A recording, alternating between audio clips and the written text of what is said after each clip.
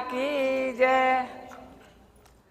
युधिष्ठिर ने पूछा, गोविंद वासुदेव आपको नमस्कार है। श्रावण के कृष्ण पक्ष में कौन सी एकादशी होती है, उसका वर्णन कीजिए। भगवान श्री कृष्ण बोले, राजन सुनो, मैं तुम्हें एक पापनाशक उपाख्यान सुनाता हूँ, जिसे पूर्व काल में ब्रह्मा जी ने नारद जी के पूछने पर कहा था। नारद जी ने प्रश्न किया, भगवान कमलासन, मैं आपसे यह पूछना चाहता हूँ कि श्रावण के कृष्ण पक्ष में जो एकादशी होती है उसका क्या नाम है, उसके कौन से देवता हैं तथा उससे कौन सा पुण्य होता है, प्रभु यह सब बताइए।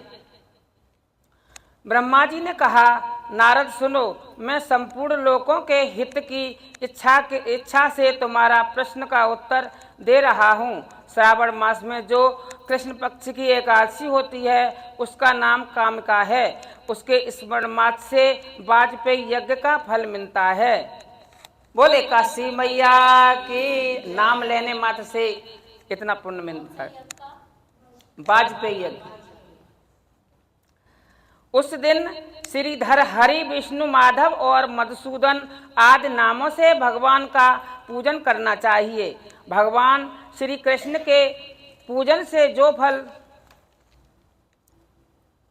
मिलता है वह गंगा, काशी, नैमिषारण्य तथा पुष्कर क्षेत्र में भी सुलभ नहीं है। सिंह राशि के बृहस्पति होने पर तथा व्यतीतपात और दंड योग में गोदावरी स्नान से जिस फल की प्राप्ति होती है वही फल भगवान श्री कृष्ण के पूजन से मिलता है। जो समुद्र और वन सहित समूची पृथ्वी का दान करता है तथा जो कामिका एकादशी का व्रत करता है वे दोनों समान फल के भागी माने गए हैं। जो ब्याई हुई गाय को अन्याय सामग्रियों सहित, जो ब्याई हुई गाय को जैसे दान करते हैं, बहुत से गाय दान किस किस ने किया है, तो हमारे पड़ोसी बैठे हैं वो करने को तैयार हैं। जो मतलब जैसे बछड़ा की, जैसे बछड़ा हो उसके गाय के नीचे और दूध देती हुई गाय हो उसका दान करते हैं, उसे गौदान कहते हैं। आपने करी है? हाँ, आपने भी किया। अच्छा, बहुत अच्छे। और ये हमारे पड़ोसी करने को तैयार बैठे हैं। तैयार हैं, मन मना रही है कई साल से। पंडित जी ने किया, आपने किया? अरे पंडित का फोन ही ना आया, बोल के आए थे। ये पंडित जी कह रहे हैं, ये पंडित जी है। काहे के? आपने किया? और क्या? हाँ, मैंने करा। नहीं, इनका करवाऊंगी। आप करवाओगे? भगवान ने चाहा। हाँ, जब देखो जीते जी तो करना ही चाहिए। पहले तो जगह मरने पे जैसे अब प्राण जाने वाले तो सब गौदान कराते थे, अब तो हॉस्पिटल में ही मरते हैं तो वहाँ गौदान न गाय आती हैं न बछड़ा आते हैं। तो पहले ही कर देना चाहिए। पर हर एक के बस की ना, तो देखो मानसिक रूप से अगर सोच भी लिया ना, मानसिक रूप से कि हाँ हम गौदान करते ऐसे करते, तो वो सोच लिया तो कर लिया समझो। बोल कृष्ण भगवान की जय। नहीं तुम्हें तो करना ही पड़ेगा, तुमने तो कह रखी है। गोदावरी स्नान से जिस फल की प्राप्ति होती है वही फल भगवान श्री कृष्ण के पूजन से मिलता है। जो समुद्र और वन सहित समूची पृथ्वी का दान करता है तथा जो कामिका एकादशी का व्रत करता है वे दोनों समान फल के भागी माने गए हैं। जो ब्याई हुई गाय को अन्याय सामग्रियों सहित, सामग्री का मतलब है कि वैसे सामान तो बहुत बताते हैं, पर जैसे खाने के लिए हरा चारा है और मतलब खाने के लिए टोकरा, उसके भूसा वगैरह खाने के लिए, और दूध निकालने के लिए बाल्टी है ऐसी। हाँ, और उसके जो सींग होते हैं ना, सींग सोने के मड़वा के, और पैरों के खुर होते हैं वो चांदी के मड़वा के दिए जाते हैं। लेकिन अब चांदी और सोना तो बहुत महंगा है। हाँ, नहीं ना दिए उनके पैसा दे देते हैं। वैसे इन सामग्रियों सहित करते हैं। उस मनुष्य को जिस फल की प्राप्ति होती है वही कामिका का व्रत करने वाले को मिलता है। जो नरश्रेष्ठ श्रावण मास में भगवान श्रीधर का पूजन करता है उसके द्वारा गंधर्व और नागों सहित संपूर्ण देवताओं की पूजा हो जाती है। अतः पाप मीरु मनुष्य को यथाशक्ति पूरा प्रयत्न करके कामिका के दिन श्री हरि का पूजन करना चाहिए। जो पाप रूपी पंख से भरे हुए संसार समुद्र में डूब रहे हैं, उनका उद्धार करने के लिए कामका का व्रत सबसे उत्तम है।